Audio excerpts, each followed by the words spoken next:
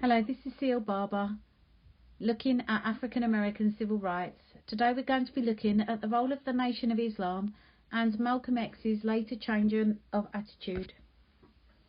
Hopefully, by the end of this presentation, you will be able to understand what the aims and the role of the Nation of Islam were and how Malcolm X changed his views.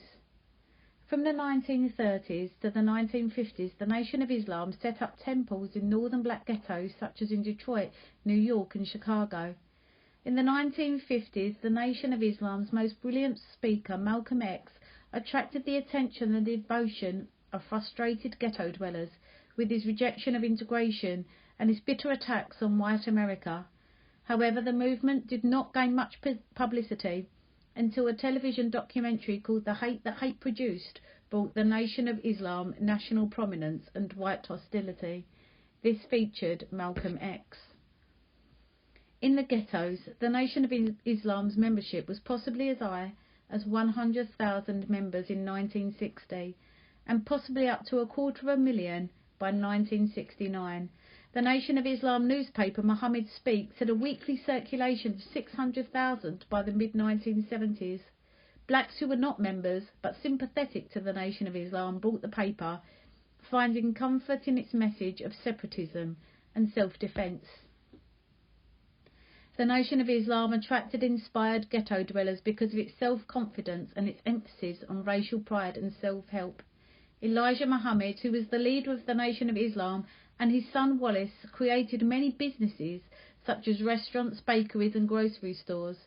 These symbolised black success and gave rare employment opportunities in the ghettos to African Americans.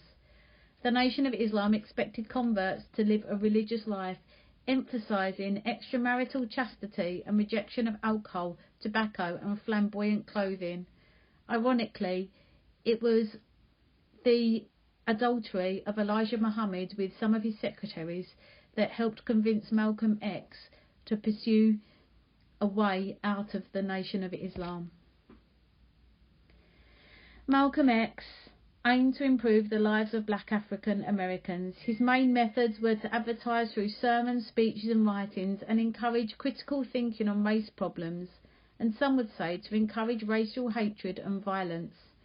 Towards the end of his life, Malcolm claimed that he put forward an extremist position in order to make King's demands more acceptable to the white population. In Washington in 1964, Malcolm attended the debate on the Civil Rights Bill, saying, "I'm here to remind the white man of the alternative to Dr. King." While some believed that he made some good achievements for the Nation of Islam, and when he went his own way later on, there were others who criticised him. Black baseball player Jackie Robinson pointed out that while King and others put their lives on the line in places such as Birmingham, Malcolm stayed in safer places like Harlem. On the other hand, Malcolm rightly drew early attention to the dreadful conditions in America's ghettos, and he brought American blacks more closely in contact with oppressed black people throughout the world. He became a black icon and a role model for the youth there. Perhaps most of all, Malcolm inspired the new generation of black leaders such as the SNCC, Stokely Carmichael and CORE's Floyd McKissick, and the Black Power movement in general. He became the first really prominent advocate of separatism and what subsequently became known as a Black Power during the Civil Rights era. However, after a visit to Mecca in 1964, Malcolm X changed his views and he left the black Muslims. He set up the Muslim Mosque and the Organisation of Afro-American Unity. These aim to promote closer ties between Africans and African Americans. He said that when he was at Mecca he saw Muslims of all different races, all treating each other equally. He thought the Islamic beliefs could be used to overcome racial problems. This way of pushing to end racial discrimination in America led to many not liking him, including the black Muslims. His ideas became the foundation of the more radical movements, such as the Black Power and Black Panthers. Some argue that Malcolm X helped to improve the esteem of black African Americans more than any other person in the civil rights movement.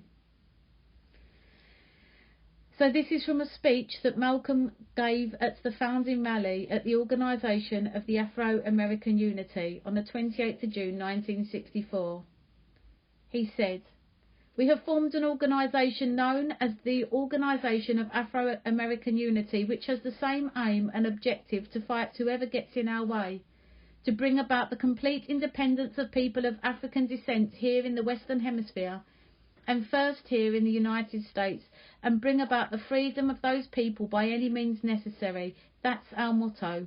We want freedom by any means necessary. We want justice by any means necessary. We want equality by any means necessary.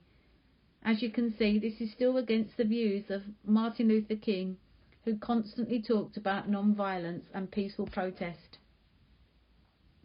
However, this was short-lived. From the 21st of February 1965, 3 black Muslims shot Malcolm X several times as he was making a speech to a crowd of 400 people in Harlem, New York. That week, Malcolm's family had already survived a firebombing at their home. In March 1966, 2 black Muslims were found guilty of his murder.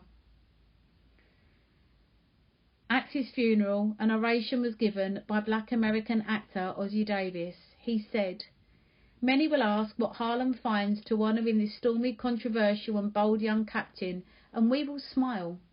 They will say he is of hate, a fanatic, a racist, and we will answer, did you ever talk to Brother Malcolm? Did you ever really listen to him? Did he ever do a mean thing? Was he ever associated with violence or public disturbance? In honouring him, we honour the best in ourselves." So when revising Malcolm X, you need to consider how important he was to the civil rights campaign, his views and how his view changed. But also think about the other things he did for civil rights, such as helping out economically with the Nation of Islam, and the confidence that he brought to African Americans, the hope that he gave to those in the North who had become disenchanted with progress, and the media attention that he gave to the cause. This is C.L. Barber, 1977. Thank you for watching.